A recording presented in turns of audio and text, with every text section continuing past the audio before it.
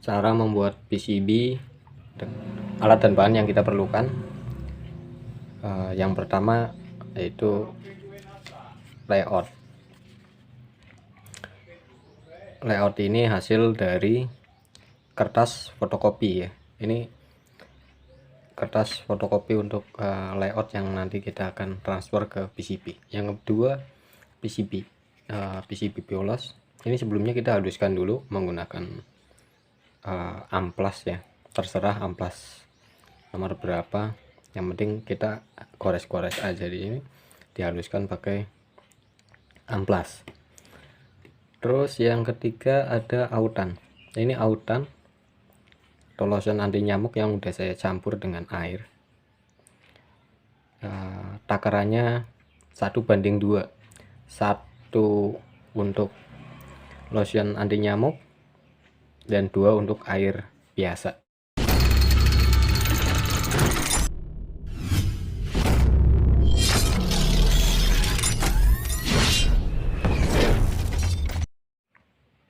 Kemudian korek api atau gunting ya. Alat ini nanti kita gunakan untuk menggosok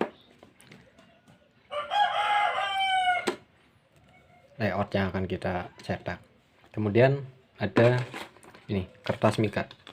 Kertas mika di sini berguna agar nantinya pas kita melakukan transfer layout ke PCB, kertas ini pas kita gosok tidak sobek gitu. Kemudian ada cairan veriklorida atau veriklorid. Ini yang nanti untuk kita meleburkan PCB yang sudah tertempel layout begitu. Oke, mungkin itu aja, kita simak langkah pembuatannya. Yang pertama kita tempelkan bagian yang ada tintanya dengan bagian PCB yang mengandung tembaga. Ada tembaganya ya, di sini kita paskan dulu kira-kira sesuai dengan ukuran. Kalau sudah pas, kita tekuk bagian sini sedikit biar dia nggak geser nantinya.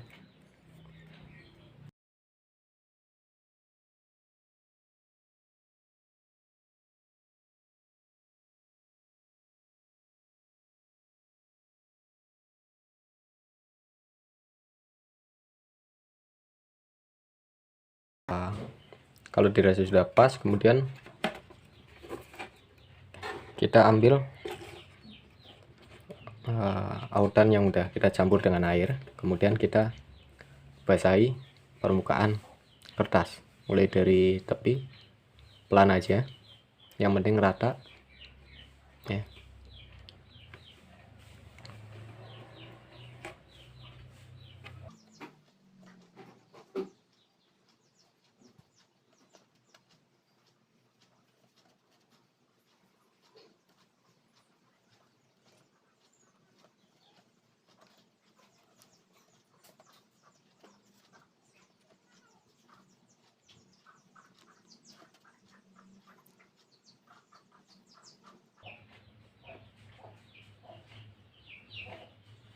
Oke, pastikan semuanya rata tanpa gelembung udara di dalamnya.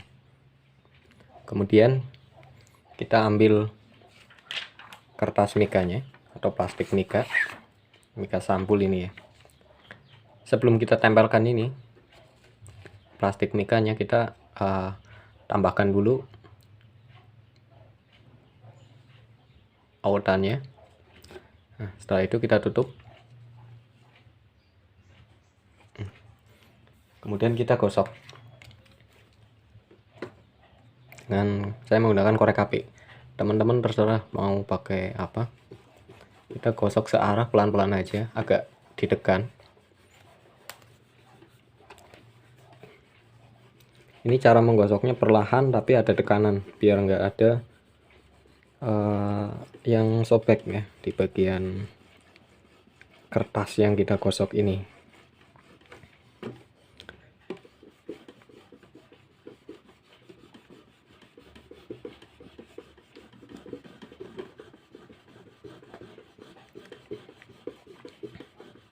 kita fokuskan menggosok pada bagian yang terdapat tinta fotokopi.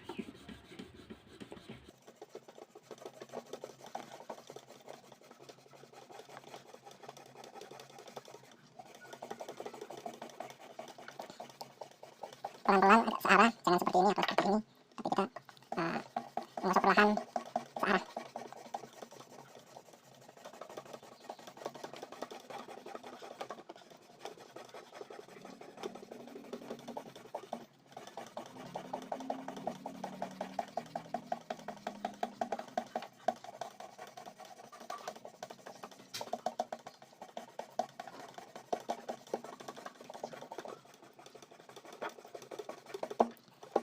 Pastikan semua lapisan yang terdapat tinta fotokopi itu tergosok dengan merata.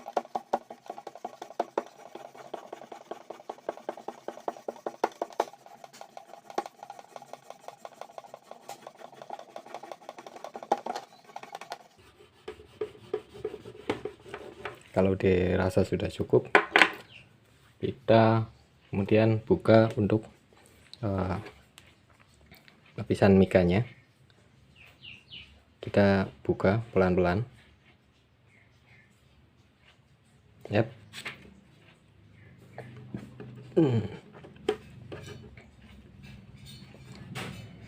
Kita coba buka dari ujung ya. Ini yang ditekuk, kertas yang tadi kita tekuk. Kita bukanya dari sebelah yang arah berlawanan dari yang kertas ditekuk tadi. Oke, kita buka perlahan ya.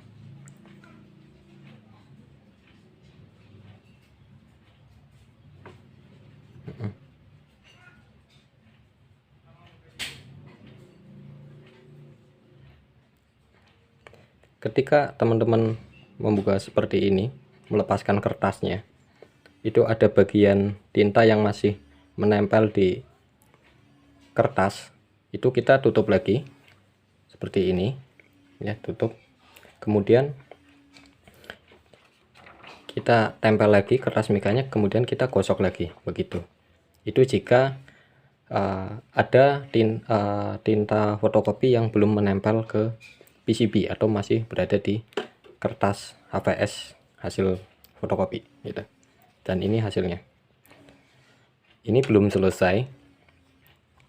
Setelah itu kita diamkan atau keringkan PCB ini beberapa menit agar tinta yang sudah menempel dengan baik di PCB itu kering begitu. Kita tunggu.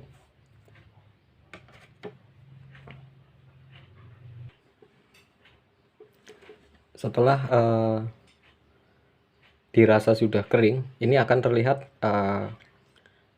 serabut-serabut kertas yang tertinggal. Nanti kita bersihkan dengan air, kita celupkan di dalam air, kemudian kita bersihkan lapisan kertas yang masih tersisa di PCB gitu.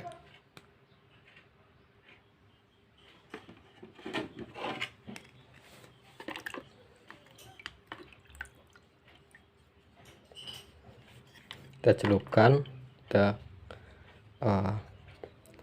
gosok dengan jari kita perlahan ya. Ini cara membuang sisa-sisa kertas yang masih menempel.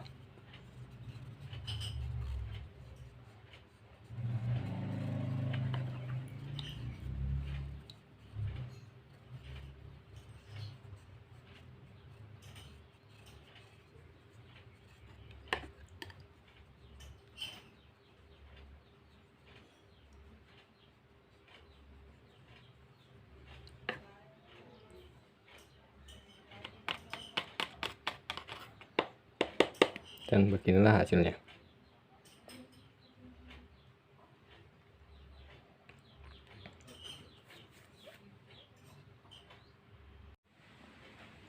Tahapan selanjutnya yaitu pelarutan menggunakan cairan veriklorida. Ini bisa didapat di toko elektronik terdekat, biasanya ada. Kalau tidak, kita bisa cari di toko kimia. Kita tuang dulu cairan veriklorida pekat ini.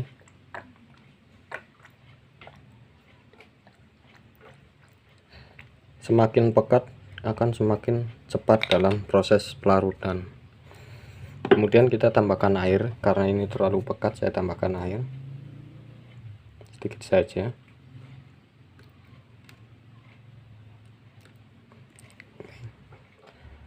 Baiklah, kalau sudah kita tinggal menggoyang-goyangkan nampannya.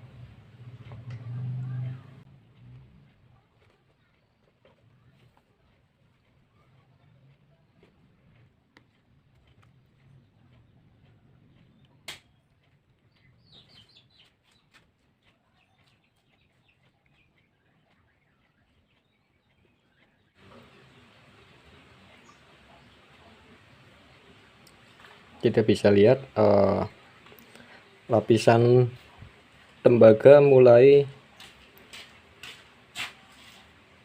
larut ya. Lapisan tembaganya mulai larut nih. Ini dari tepi, dia mulai larut. Kita lanjutkan goyang nampan untuk melarutkan PCB sampai dengan selesai.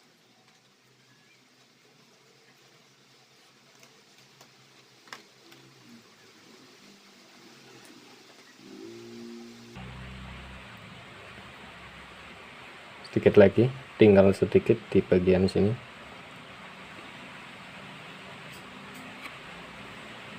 Kita lanjutkan.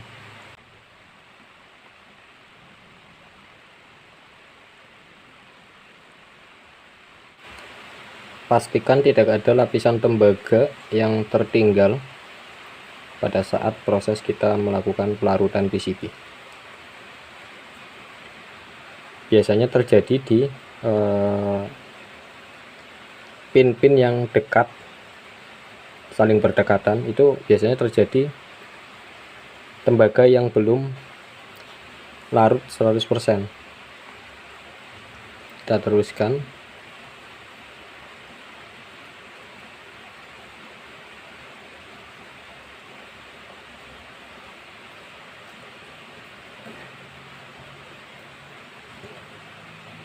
Jika sudah dirasa cukup, kita bisa angkat. Kita pastikan.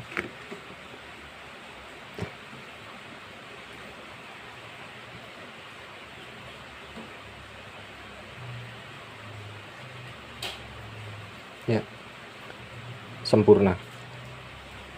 Kemudian kita cuci menggunakan air bersih.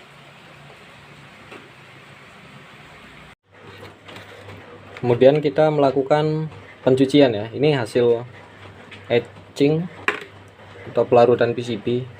Cuci dengan air bersih ya.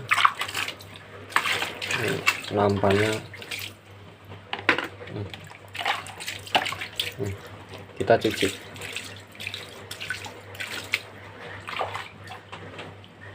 Ya. Ini hasilnya. Nah,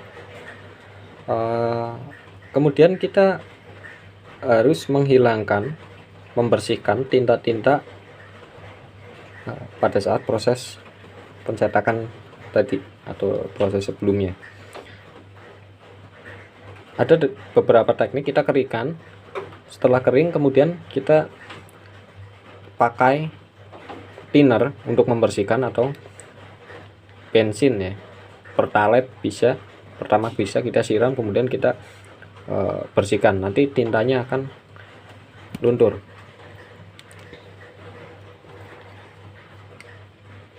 Cara yang lain adalah kita menggunakan alat cuci piring ya. Kali ini kita akan menggunakan alat cuci piring serabut logam. Baiklah, kita menggunakan serabut untuk mencuci piring ya. Ini bahan logam. Caranya kita tinggal gosok-gosok saja.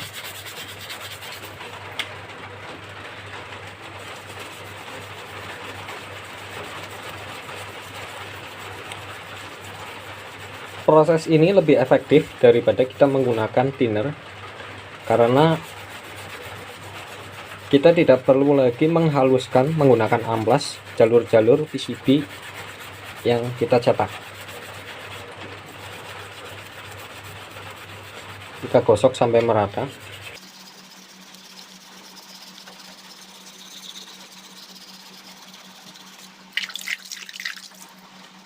Dan inilah hasilnya. Hasil PCB yang tadi kita cetak. Kemudian kita keringkan menggunakan kain atau tisu.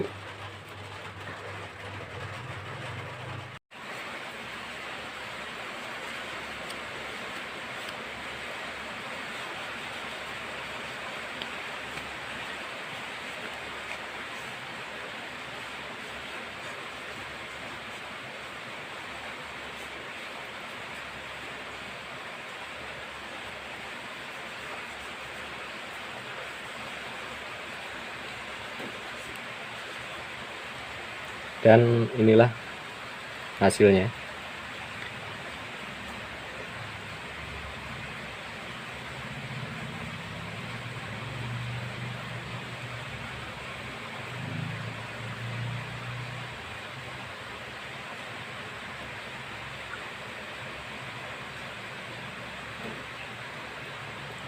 Lumayan, cukup halus, cukup baik.